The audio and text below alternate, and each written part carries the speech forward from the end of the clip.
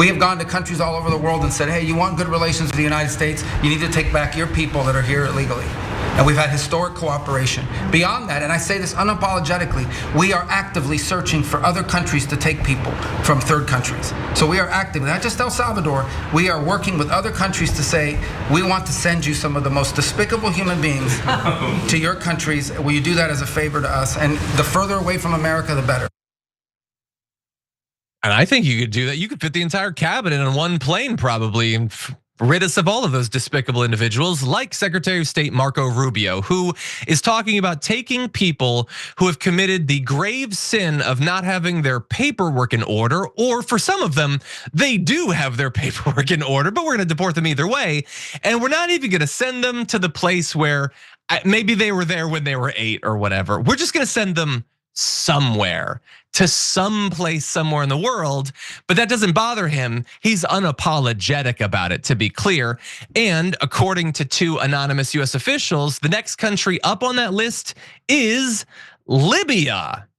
We're gonna be taking migrants, probably, presumably predominantly from Latin and South America, and we're gonna ship them to Libya, okay? Now, Marco Rubio's not the only person in the administration talking about this plan of just taking people and sending them like our old, like T-shirts for the wrong team that didn't end up winning the Super Bowl and just sending them somewhere. Stephen Miller, unsurprisingly, is also super jazzed about this idea. Have a tremendous national security advisor right now. His name is Marco Rubio.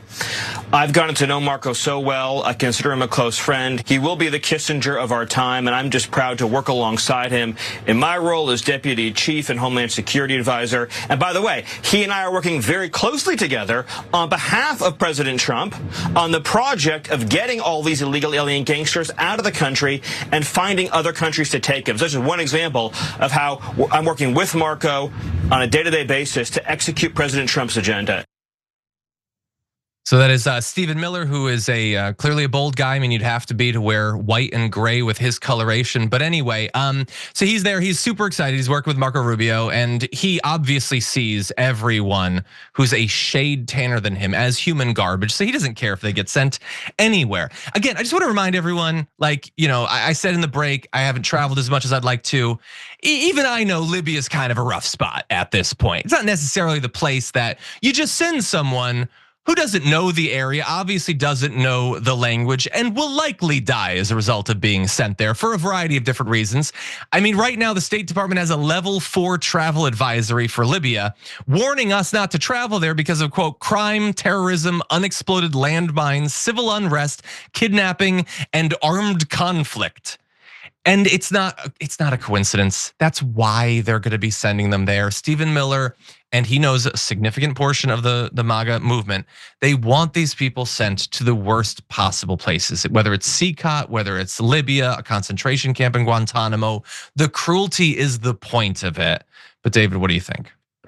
I'm not as concerned about, look, I am concerned about where people are sent. I think it's not exactly cost effective to send anybody to, North Africa, to Libya, to the Middle East. That's a long plane ride, and that's gonna cost our government a ton of money. But putting that aside, I just wanna know, is there gonna be due process for people that you're deporting or not? And I was stunned, and this is how much the answer has shifted. Because Senator James Lankford just said on CNN that he believes that everybody who's gonna be deported should have some sort of due process.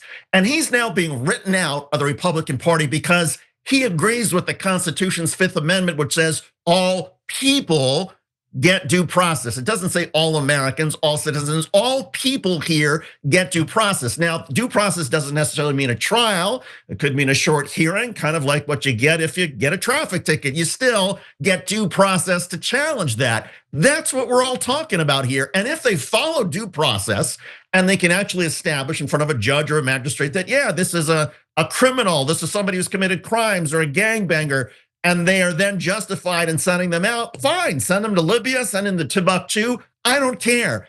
The problem that I have is that they're not doing the work on the front end to honor the Constitution, and therefore it's a disaster. I want the due process, but I also sign me up for the don't just send them to Libya part.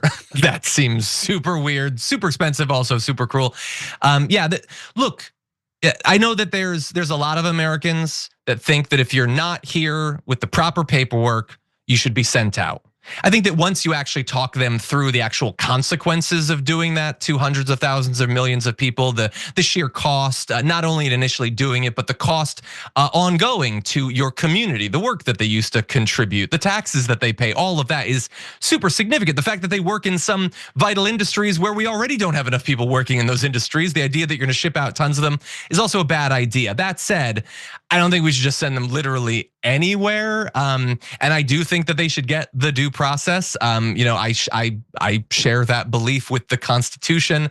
I think it's abhorrent that Donald Trump thinks that he can just say it's inefficient and we're not supposed to care about the Constitution anymore. But I also just want to point out, like they keep repeating the lie, which we're done with. We're so far past the idea that these are the worst of the worst, or these are gangsters, or these are terrorists. One or two are, sure, yes, but the vast majority have no criminal record. And I just do not accept that a person who either snuck into the US or was brought by their family or whatever should be sent to a prison in El Salvador to never see the light of day again, to likely die in there. Best case scenario of old age, worst case scenario shivved in the kidneys, just because they didn't have their paperwork in order. And so we shipped them there. And I have a feeling, I'm gonna go out on a limb and say that whatever they find in Libya is gonna be worse than CCOT. I just don't think that's what a country that wants to present itself as like the moral city on the hill of the world should be doing. There's got to be a better way.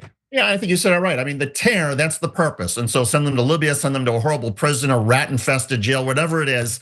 But if you've got the money to send people to Venezuela, to send people to Libya, surely you have the money to try to give them judges and magistrates. And by the way, 75% of the Venezuelans that were sent to El Salvador, according to CBS, had no criminal record whatsoever, no violent crimes. And that was backed up by an internal Department of Homeland Security memo. So what are we doing here? Yeah, I couldn't agree more. You were saying you want to go to that last video? Okay, let's play the last video, which is Trump responding to this new conversation. Are your administration sending migrants to Libya? I don't know. You'll have to ask Homeland Security, please. Look, honestly, I can't even say that I think he's lying. I don't think he knows anything that's going on. Like, is he a coward? Is he avoiding accountability? Yes, I think he's constantly throwing people under the bus and he's worried about being sued or getting locked up for some of the illegal, unconstitutional things he's doing. But I think it's also possible he just has no idea what's happening, David. Where do you come out on that? He has no idea where Libya is or even what it is. He probably thinks it's that female genitalia part, and he just doesn't, that's where Donald Trump's mind is. He doesn't know anything about North Africa or the Middle East. He doesn't. Sorry. Every time you ring the bell below, an angel gets his wings. Totally not true, but it does keep you updated on our live shows.